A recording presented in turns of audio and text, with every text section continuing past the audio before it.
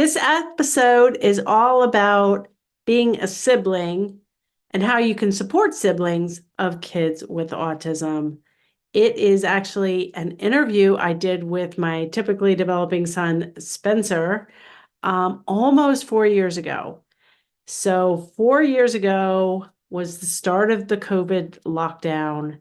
Spencer was graduating from his undergrad studies and flew home for a few months, and we ended up doing a podcast interview on siblings with him in my video studio. So we decided to replay this podcast episode because it is one of our absolute fan favorites. It was a great episode when it first came out, when he was preparing to go to med school that July, and he recorded the episode right before he left for med school in 2020. And update, he is graduating from med school at Tulane University in May of 2024. So we are 4 years later. He got through med school. He is planning to be a radiologist, and we'll find out where he's going to be soon. But this is a great episode, not just for me and Spencer, for you to get to know him. It is a great episode talking about all the trials and tribulations and some of the key questions and key concepts that are important for all siblings of kids with autism and other disabilities. Hope you love it. If you do, I would love a rating, review, Apple Podcasts, or wherever you're listening. But let's get to this rebroadcast on siblings of kids with autism.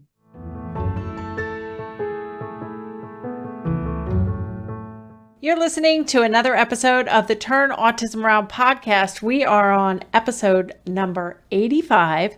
And today I have my son, Spencer Barbera, on the show to talk all about the role of siblings. And it's a great show, so let's get to that right now.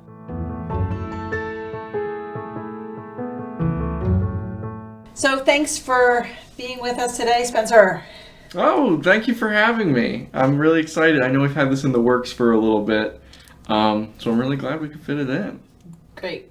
So I always start with the same question. Describe your fall into the autism world, but you were born. I was born at a very young age. You were born, you already were in the autism world. But do you have any early memories of when autism, you knew the word? Yeah, probably my earliest memory would be, I guess this is a false memory, it's retrospective, but I remember you telling me that when I was 3, I could say the word autism. Like, that was a regular old part of the vocabulary. So I think that if you dissect that a little bit, it sheds a lot more light on, my home environment and how the frequency that the word autism and that was a Lucas and right. that was examined. So I would say from a very early age, I've always been engrossed with my own personal experience of having a sibling with autism.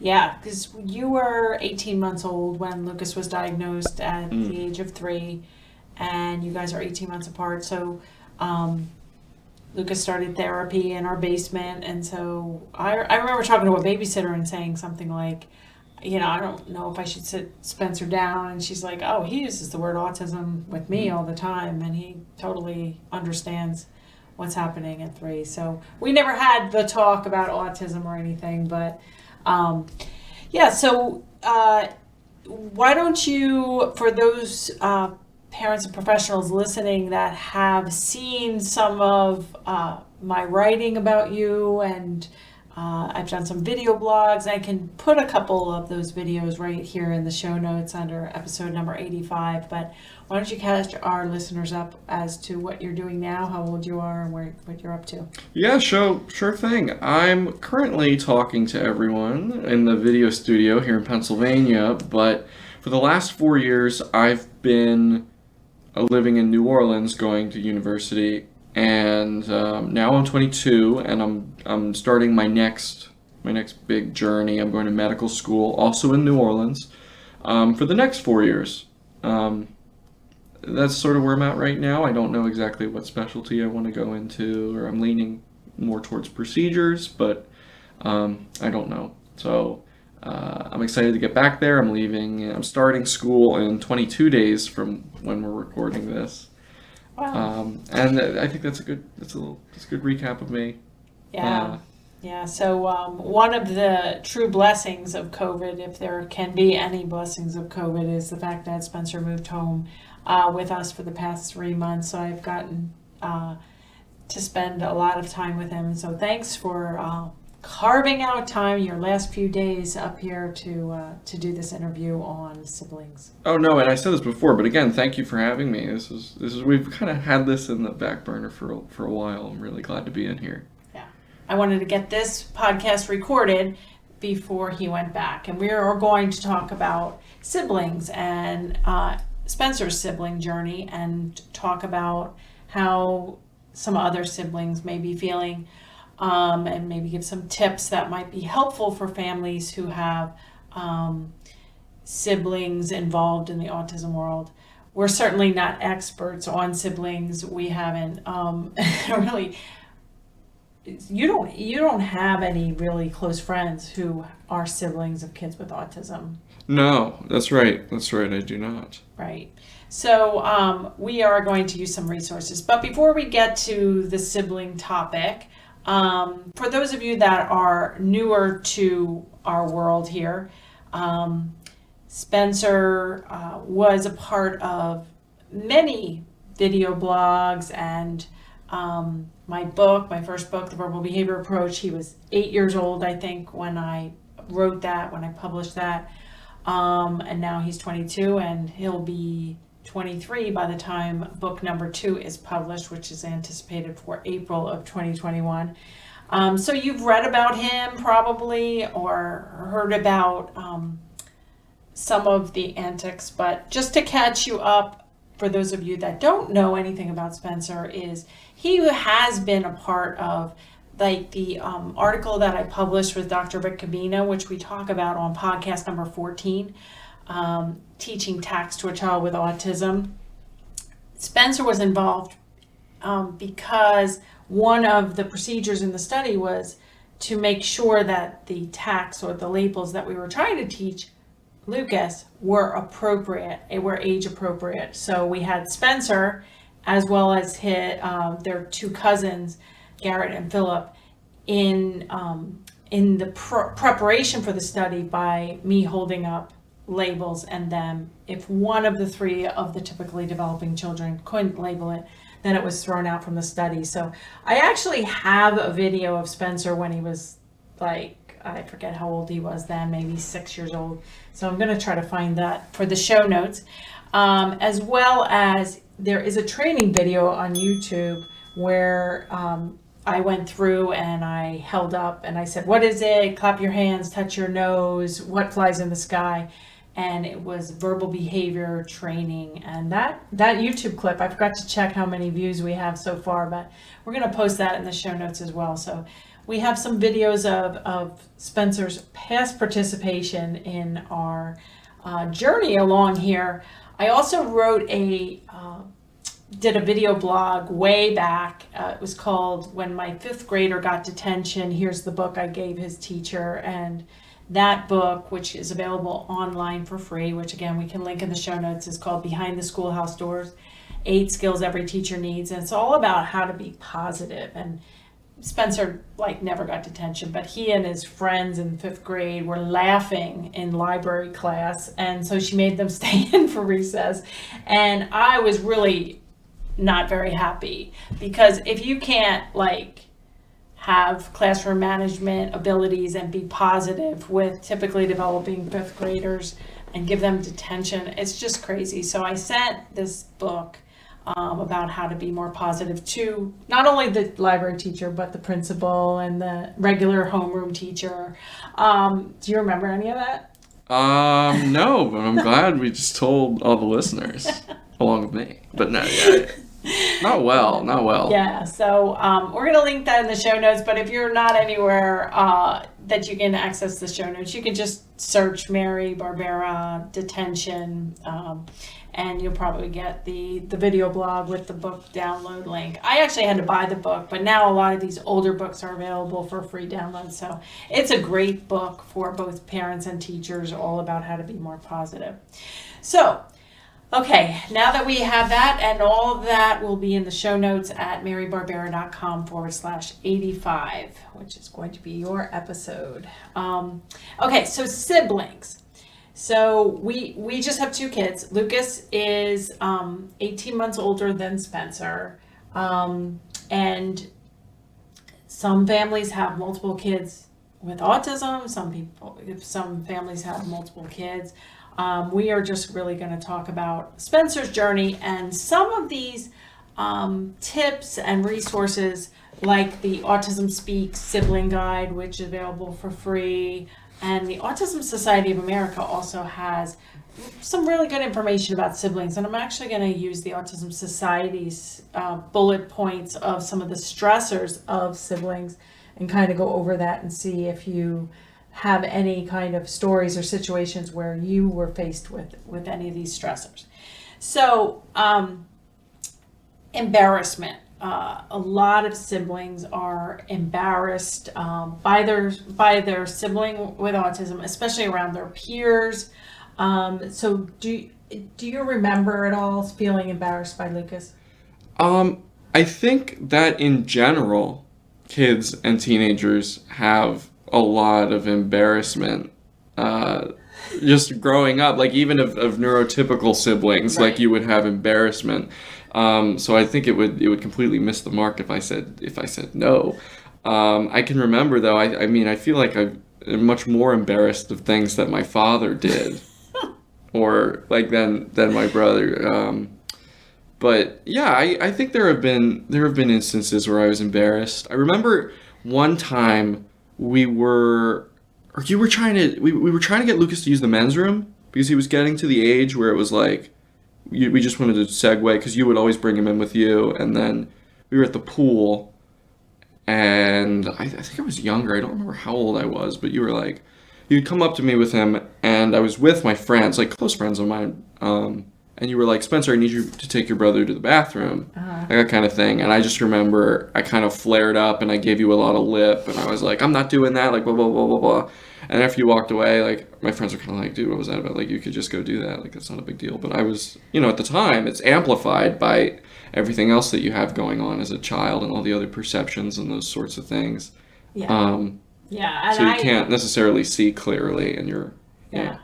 Hey there, it's Mary, and I'm just breaking in to let you know about a special offer we have just created. So it is a 5 days to more talking, do it yourself mini course. You can start it today and get through the content and really see hopefully a dramatic increase in language. We have a special rate right now, 50% off. And if you use the coupon code podcast when you're checking out, you'll get an extra $10 off. This is for a limited time, so get all the details at marybarbera.com/5 days. And don't forget the coupon code podcast. Now let's get back to the episode. I remember, and I don't You were remember. mad. Yeah. You were mad. Well, I don't remember that Oh. episode, but I do remember being at a lecture about siblings, and I don't remember who was giving the lecture, but they said especially in like the tween years, Yeah. that embarrassment is just a part of being a young child, a young teenager or a tween. They said even if their parents are like have everything going for them, or wearing the best clothes and are gorgeous. Yeah, no, there's I embarrassment. absolutely agree with that. Absolutely. And I do think that in our situation, there's of course kids all over the spectrum. Some with very very aware, and Lucas is pretty impaired, so he is not aware of if someone would make fun of him, call him a name or anything. But I would always say that I would be aware, and it would hurt my feelings or hurt Spencer's feelings to hear something or say something. Do you remember anybody ever calling him a name or talking about him in an unpleasant way? Do I remember in the second grade, I was on the bus, and a student who was a year older than I was had told me, like, and I didn't really realize what the word was, but I knew what it sounded like. And then I came home and I was like, Mom, I was calling Lucas a word. I think it was like pop-tarted.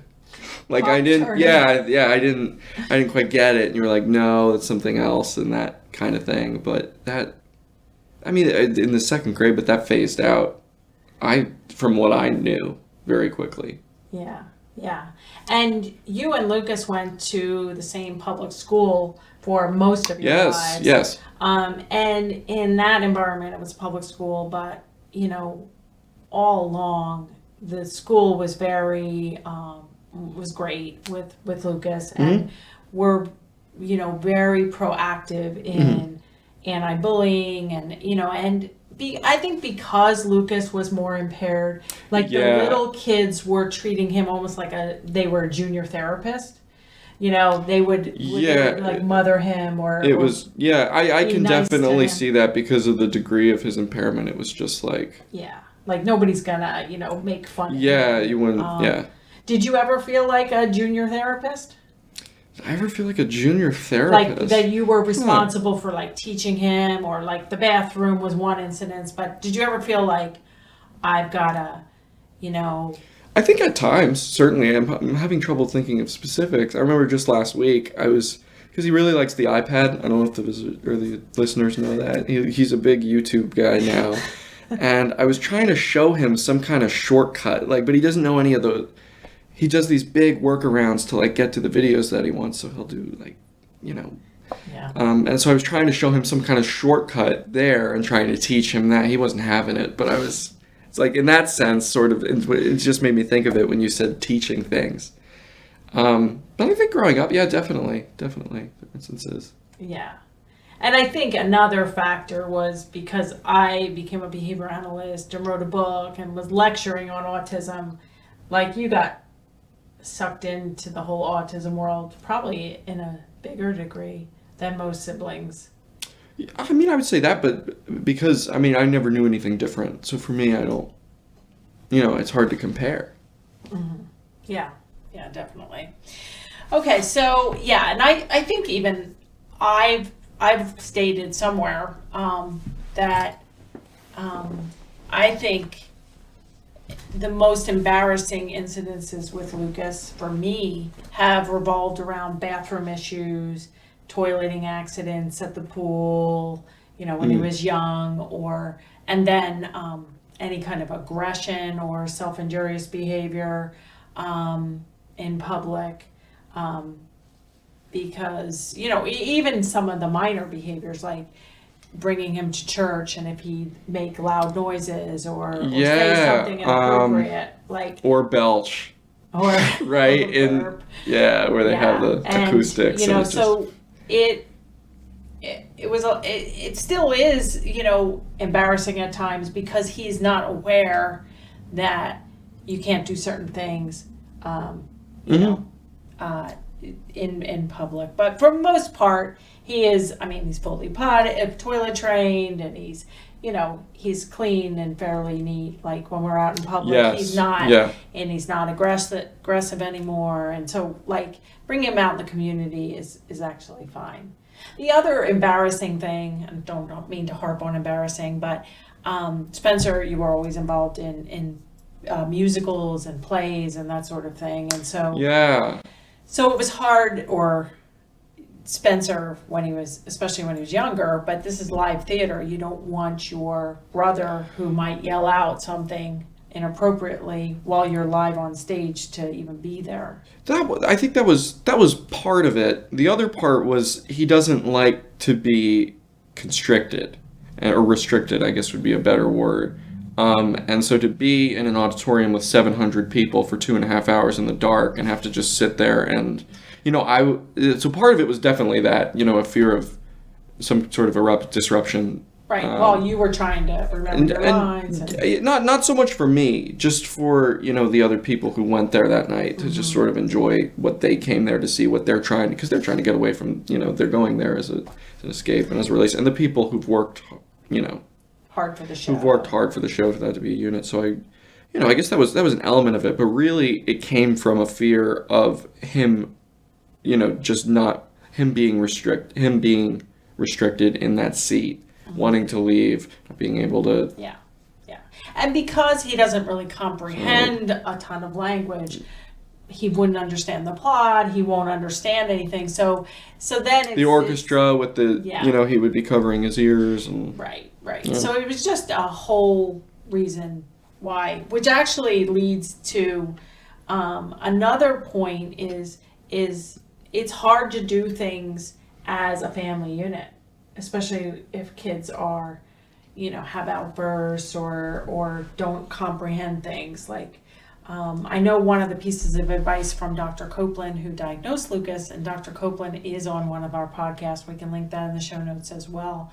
He had some good advice when he diagnosed Lucas, and I don't know if you ever heard this, Spencer, but he advised that we should do stuff with me, my husband, and Spencer, me and Spencer, me and Lucas, my husband and Lucas, my husband and Spencer, in different configurations, because really all four of us enjoying a movie, Lucas isn't going to enjoy that. All four of us going to Europe on a plane and Staying in hotels, sleeping, yeah. I mean, it's just that kind of. so.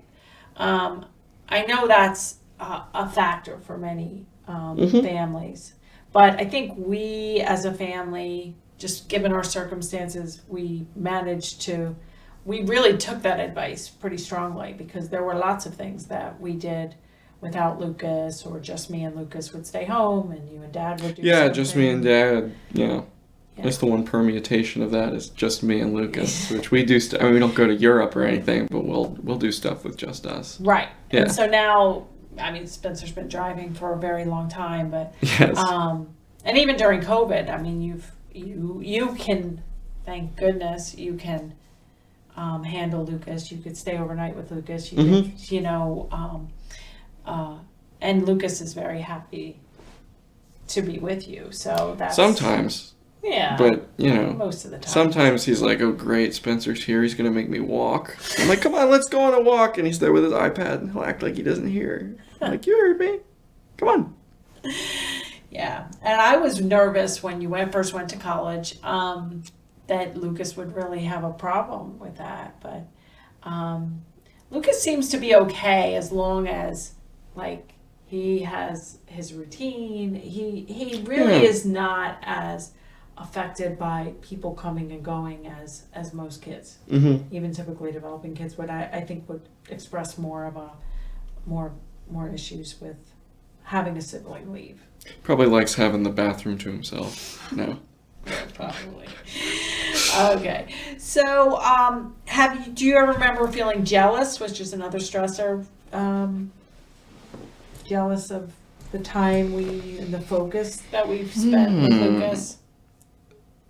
No, I feel like I've gotten a good cut of the pie in terms of resources. I don't feel that. I mean, I can see how that would be very different in other experiences for particularly people who also have additional siblings. Right now it's just Luke and I. But if you add a couple more children and everyone's share gets diluted down, then maybe I could see that a lot more. But in terms of my specifics, my situation, no, I didn't feel that way. Yeah. Okay.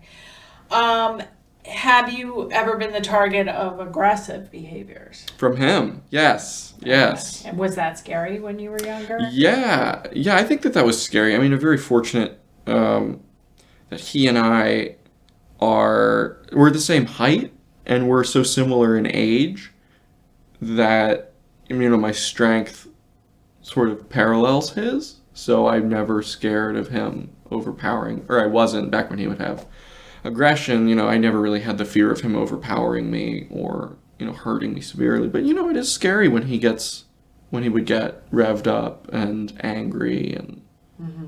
be biting his fingers and hitting his head and, grabbing and that. I mean, that's very scary behavior, but, if I've learned one thing about, I mean, I haven't started medical school yet, but I've learned a little bit about neuroscience, and also from my mother, who was a nurse on the spinal cord injury unit at Jefferson for many years. I don't think that that's him when he has those episodes. He's not embodied. He doesn't realize to the extent Right, right. what he's doing. And he hasn't had aggression what he's for perceiving, almost 4 years.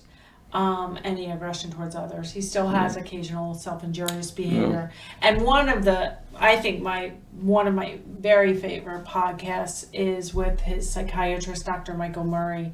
That's episode number 28, marybarbera.com/28. And really, we found Dr. Murray when Lucas was 18, and that was really a great thing because with a cardiac medication for Lucas's autonomic nervous system dysfunction, really got rid of the aggression and reduced the self-injurious behavior. So up until that point, when Lucas was 18 and Spencer was 17, probably in the teen years, is when Lucas started with aggression and ended aggression.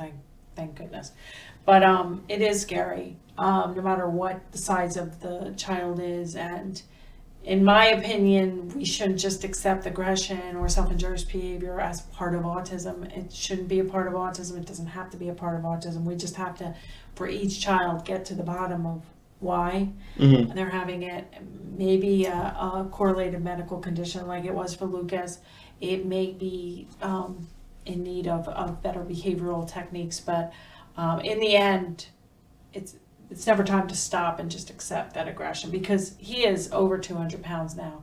And if he had aggression now, and you're not anywhere near 200 I'm not pounds. Well, but you're the same, height, but he gets very strong. So we just have to always, keep our eye on the target of no aggression and very little major problem behaviors to I agree increase with his that. quality. Yeah. Also, it's so if you do have these aggressive tendencies, it's restrictive on what you can and cannot do in life. So now we can almost pretty much worry free. We could go anywhere with him, do anything, go out to any restaurant. He can go over to our grandparents' house and sit and chill out and those sorts of things. We can have, babies by him and that sort of, he has so much more agency and so much more freedom where he doesn't have the aggressive tendencies. Yeah. So, okay, getting back to our list of embarrassment, being the target of aggressive behaviors that siblings somehow have to deal with. How about, have you remembered feeling frustrated over not being able to get a response from Lucas or engagement? Or when you were younger, do you remember being upset that he wouldn't play with you? Or No. I would say no to that. But frustration I had felt, but not at its limitations, if you could call them that. I more so felt frustrations with destruction of my belongings and property when I was little. I remember I had this beautiful pair of Hulk hands, the big green Incredible Hulk, and they were these big early 2000s foam gloves that you put on. How old was I? 6 maybe? I don't know. You put them on and they make the noise, and they're kind of like boxing gloves, but they're just these big green foam gloves. And I remember getting home one day and all the knuckles were just chewed. I mean, he always loved to pick and tear, and that, and the hands were just they were just completely destroyed. And I just remember the heartbreak because when you're 6, that's a big deal. If you did it now, I'm like, whatever. But I was just that were my toys. I like them, and I was so upset with that. Another thing was I remember I got home one day, and this is when I was very young, but I had this little like fish tank, or maybe it was like a fake fish tank kind of thing in my room. Oh no, it was real. And I went, oh, real? Okay. Yeah, and I walked into my room and it was like the wallpaper had been torn off the walls. Everything was open. Everything was a mess. The fish tank was all over the floor and broken. And there is the culprit, Lucas Barbera, sitting crisscross applesauce in my bed, just stimming his mind out. And I was like, all my stuff. Like that, those were really the frustrating points that I recall now as a 22-year-old. Right. And I remember at some point after 6, when he was so upset, if Lucas would get into his room and destroy things, we got him a padlock open a punch code doorknob. For Yeah, his bedroom. yeah. I mean, most people put that on the outside of their house, but we put it on Spencer's bedroom door to prevent Lucas from going in. That actually solved a lot of issues. I remember it was you, or maybe it was a babysitter. Someone had said like the day after, because there was an inciting incident why we got the padlock. I think it wasn't the fish tank incident, but it was an identical. I get back, all the wallpaper's peeled off and everything's a mess, and I was just so upset. We're like, okay, we'll put the padlock on. So we put the padlock on my room door, and a babysitter, this is like a day or two later, came upstairs, and Lucas was standing outside the room punching in codes, doing the doorknob knocking. Spencer, let me in. But eventually that subsided. Now I don't have a padlock, but he doesn't try to go in. And he doesn't destroy things anymore. Yeah, he does. Yeah, he's much more respectful. Oh. He destroys cookies. He destroyed my cookies from the farmer's market the other day, but hey, it's fine. I'm all good with it. Yeah, so we did get a padlock. We also had 10 years while the kids were young, where we got au pairs to help us supervise Lucas mostly, and also help us with Spencer. And I remember you were really not happy when I told you we were getting our first au pair. You actually were really upset at the thought of bringing a stranger into our house. Do you remember that? Yeah, well, I remember being upset. I don't remember any kind of incident or meltdown or whatever specific incident you're alluding to, but I can remember the general feeling of being upset about that. But in the end, it really did help us. Lucas needed so much supervision at that point. Yeah, absolutely. And also Spencer was young. He was like 7 when we got our first au pair. And so you needed rides places, and and between Lucas's needs, Lucas wasn't the kind of kid where I could call up a friend and say, hey, I have an appointment, could I drop Lucas off? Yeah. Spencer was fine, but nobody was willing to quote unquote keep an eye on Lucas because it was a tough job. But now he is much calmer, doesn't destroy things, is much more laid back, and is pretty easy to care for. Thank goodness. Okay, so were you ever stressed out, worrying about us, your parents, in terms of our stress and grief, or were you kind of? No, that might be a kind of selfish answer. I never really considered, how you guys were feeling until this very moment. I'm like, well, it was just it's their job. I can say I felt, anxieties about like the future and what's going to happen in terms. That's the next point. So why don't we just go into that? So the next stressor, as listed by the Autism Society of America, is concern over your role in future caregiving. Oh, that's something. I didn't even see that bullet because it fades into the next page. Okay. And Spencer, I independently brought that up for all the listeners. Spencer did not want to go over any of the questions or what I was going to ask him. So this is all just off the cuff. But okay, so concern over your role of future caregiving. Now, we have discussed that now, but like, when do you remember being first concerned about that? Like, do you remember how old you were? No, I don't have a specific. I guess that would be better if I had a specific sort of. But no, just sort of a general sort of lingering sense of like what's going to happen here that probably, increases in magnitude with time. As time as I get older, as time goes on, as I learn, we get older. you get older, as we start to see people fall and get dementia and those sorts of things. And as I get older and I start to learn about taxes and home ownership and guardianship, yeah, we were doing that the other day.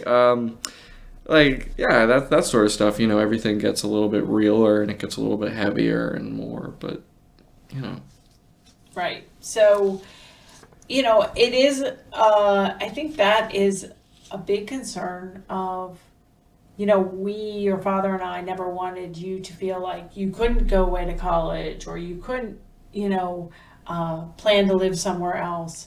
But I know some families, from the get-go, they're, kind of counting on their sibling to take the reins. And so I was just every year we got guardianship. My husband and I got guardianship over Lucas when he was 18, because he literally cannot cross the street by himself or be out in the community alone. And sometimes it's a close call whether guardianship is appropriate, but in Lucas's case, he absolutely needs somebody.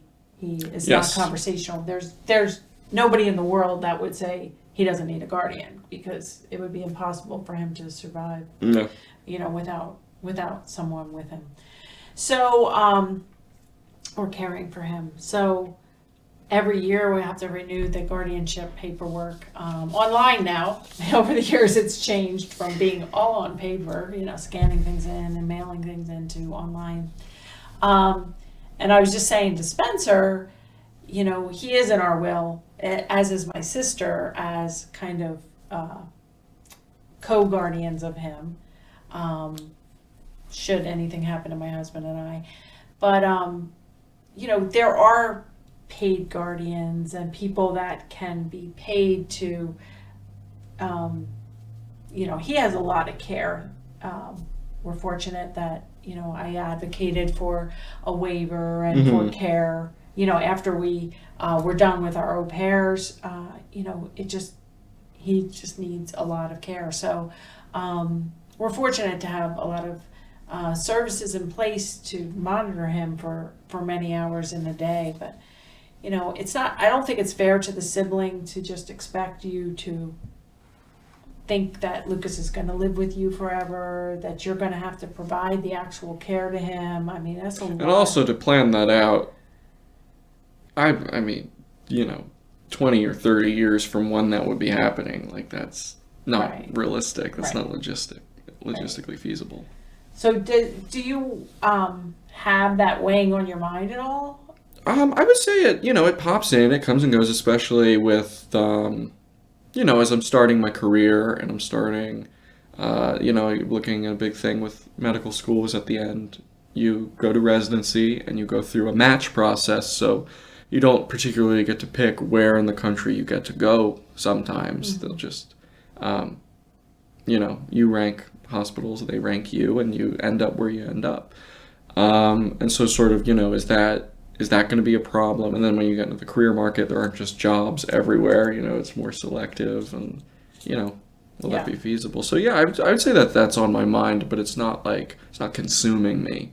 And there's still a lot of time out, and a lot of it you just got to wait and see how things go and go from there. Yeah. It is a process. And like you said, we can only kind of plan as far out as we can, and we just have to hope that, there are good people in our lives, and in the future, Lucas will continue to get the care he needs to be happy and independent. Okay, so we kind of covered the main bullets of the stressors for siblings. So if there are families listening with, say, a child or teen with a sibling, are there any overall piece of advice you would give to that sibling? Any overall pieces of advice? I would say, I feel like there is a lot of pressure like growing up sort of to conform, fit in, that sort of thing. And as I'm getting older and I'm going through different application cycles, like college application, medical school application, that sort of thing, it's all about standing out. So that path runs antilateral to how a lot of children are being socialized. And so something that I would say is, like, if you are a sibling of a child with autism, own it. Say that. Talk about that. It's a great talking point. It's something that has had, whether you choose to accept it or not, I would bet, or I guess I should only speak for my own scenario, but it has a massive influence on your identity and on the person that you turn out to be. And so I would own that. I would talk about that. I'd bring that up to people. Yeah. Yeah. And a lot of times it can just seem like, oh, no, this is just how things are. Like, that's not. But no, I think that that's something that makes you really special and can have a very positive impact on your personality development as you get older. Yeah. And I think that's great because with your college essay. Yeah, with my college essay was on my relationship with my brother. Mm-hmm. And I thought, is this being cheesy? Is this being extortive? But at the end of the day, I came to realize, no. This is something that, it's had such a profound impact on me and my maturation that this is a valid thing to talk about. Lucas also made his way into my medical school interview. I forgot he was in there, and then going around the table, and I think I'm allowed to say this, one of the interviewers said, I was really touched about what you wrote about your brother. Can you tell me more about him? At my medical school interview. And I was like, absolutely, let's go. Right. And just great talking points that I think really revealed a lot, not only about Lucas, but in doing so, it revealed a lot about myself and the relationship that we share and my upbringing. So I would own it. I would talk about it. I would, let people know. And I do think that I do know many families with siblings, and I do think siblings of kids with autism and kids with disabilities are among the most resilient, mature. If somebody did make fun of Lucas, even when he was little, and especially now, you would be like me. You would not just let it roll off. You would educate them, and you would advocate for Lucas so that he is as safe and happy as he can be at all times. So you, in the end, through all this years of growing up with a sibling, have managed to really grow from the experience. And every family has their own stressors and their own unique circumstances. Our family has autism in it. But no matter, I think your point of don't just conform and try to do things like everybody else. Even if you don't have a sibling with autism, you have a unique set of circumstances. Yes. So, look into it, be proud of it. One of the Autism Speaks points is that you should be proud of your brother or sister and be proud of your family and your relationship with him and the fact that you have learned things. And I'm sure when you are a physician, after many more years, many more. You will be very compassionate, and you already are compassionate. And I think the whole autism world has definitely led you in the right direction. Undoubtedly. Yeah. Well, we are about to wrap up, so I always end the podcast the same way. So we have both parents and professionals listening, and part of my podcast goals are for parents and professionals to be less stressed and lead happier lives. So what are your stress management tips or self-care tips that you'd like to give out? Anything? Oh, I don't get stressed. Life is just surfing on a rainbow for me. I can't. My mother's laughing right now because she knows, she sees the end of it when I'm like, oh my God, I have 5 papers due and 3 exams. I'm all hyped up. So what would my tips be for parents and professionals that could translate? Yeah, totally. This might be a bit of a basic tip, but one that I think is essential. And David Allen's Getting Things Done, which I took from your bookshelf without asking. Okay, it's a book called Getting Things Getting Done. Things Done. You know, he talks about, and this book's really, really old. I think there's a newer edition now, but the one I had talks about, filing cabinets and pocket organizers, that kind of thing. But just the principle of how the human mind is really, really great for doing and for processing and solving problems, but it is terrible at storing them. So to sort of get your whole list and everything that you have to do off of your mind and someplace else, whether that's a little journal or I think you should use an app. I use Things3, which I like, just sort of like a to-do list app, any kind of that. And just, get what you have to do out of your mind and store it someplace else. Use your mind for doing, and yeah. Good. Then Well, you can actually enjoy more when you're not doing things because you're not worrying about all the things you have to do. It's in a trusted system, it's someplace else, and you can review it when you need to. And I think that's been the single best thing for me personally in reducing stress. Great. I know another tip in that book is if something is going to take you 2 minutes, don't put it on your to-do list, just do it. Yes. Yeah. Yeah, 2 minutes or less. Yeah. So one of the things as you were saying that last tip, which I think is great, is I did a video blog a year or two ago that said basically I want the same 3 things for both of my kids and all of my clients and all of your kids out there. I want every child and adult to be as safe as possible, as independent as possible, and as happy as possible. So I think Spencer's a great example how, we have achieved those 3 things. It's not a finish line. We're not done. We're always going to worry and going to plan for safety, independence, and happiness and get you to the next level. But I think I'm so proud of you for getting there, being, as organized as possible and living away 1,000 miles away from me for the past 4 years and planning on living another 4 years at 1,000 miles away from me. But thanks to COVID, I got 3 months back with you, living here. So thank you so much for sharing your tips for siblings and for having this discussion. Oh, of course. Thanks for having me on. I hope, I know I'm a bit of a change from the usual policymakers and psychiatrists and, your usual guests, but I hope from my candor, some listeners can extract some type of useful information and something that might be applicable for them. I'm sure they will, and hopefully we'll have other episodes with more siblings because I do think that siblings are among the greatest source of strength and resiliency. So thanks again.